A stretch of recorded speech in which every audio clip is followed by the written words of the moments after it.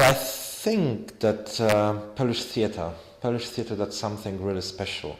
And fun enough, the explosion of really good names and good plays happened not in Warsaw or in Krakow, two natural theatrical centers in Poland, but outside the big cities. You know, we had this funny, we call it in Poland, not the eastern, but the western wall, where from, if you are familiar with Polish geography, from Jelenia Góra through Wałbrzych, Legnica, Poznań, Bydgoszcz, Grudziądz. Apart from Poznań, all those places are rather in the middle of nowhere, as we call it in English, but they all have excellent theatre. So that's a Polish phenomenon right now.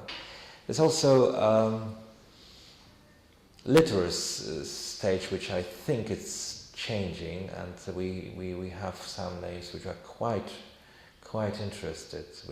As I said previously, we have this problem that Polish literature, for example, is much better known in Germany or in France than here in England, but I think it's definitely worth being translated. Polish film had a crisis, right at the end of the 90s, I would say, but now we can see that there are a couple of names which are doing the second or third films, and they are quite alright.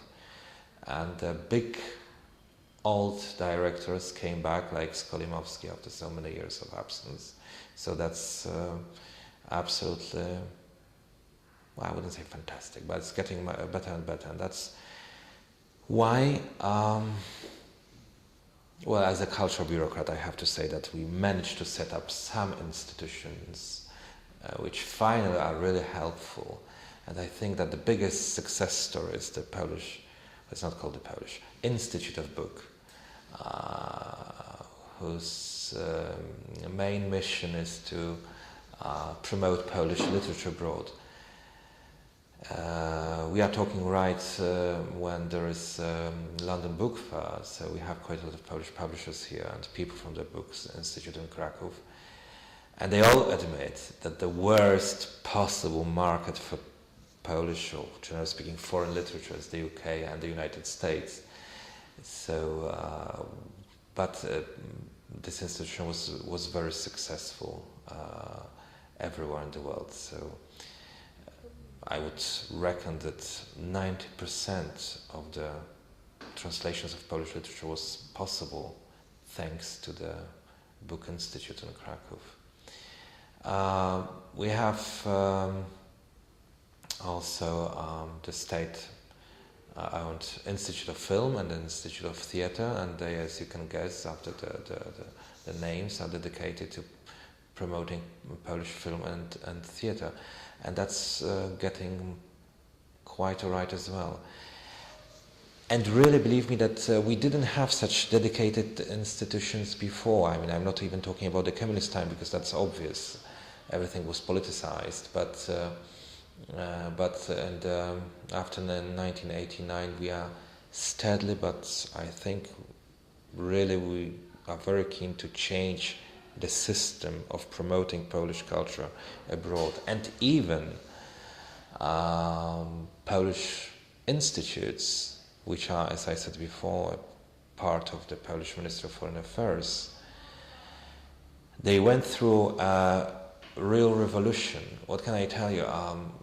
This is not a secret. When I, the very first time, became a director, and I was supposed to set up a Polish Institute in Bucharest, after 70 years of not being there, my annual budget was something like, for programming, was something like £15,000 a year, 1-5.